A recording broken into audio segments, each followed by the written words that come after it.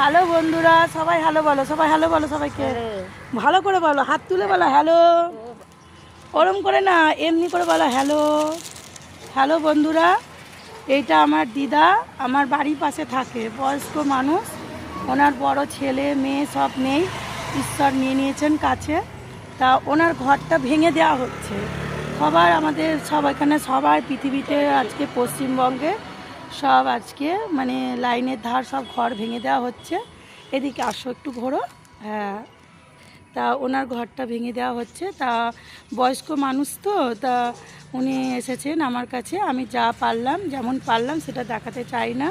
তা আমি বললাম দিদা আমার পরশুদিন জন্মদিন, তুমি এসো আমাকে আশীর্বাদ দাও যেন দিতে পারি, আমি যতটুকু পারলাম দিলাম, আপনারাও আশীর্বাদ করবেন যেন আমি এরকম ছোটো ছোটো বয়স্ক মায়েদের যেন সাহায্য করতে পারি, দিতে পারি।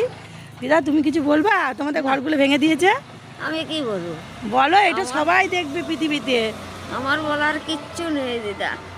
না, কাঁদবে না দিদা, কাঁদবে না, দেখো বন্ধুরা, দেখো মানুষটা চোখের জল ফেলছে। আপনারা সবাই একটু এই নিয়ে প্রতিবাদ করুন। এই বৃদ্ধ মায়েরা কোথায় যাবেন?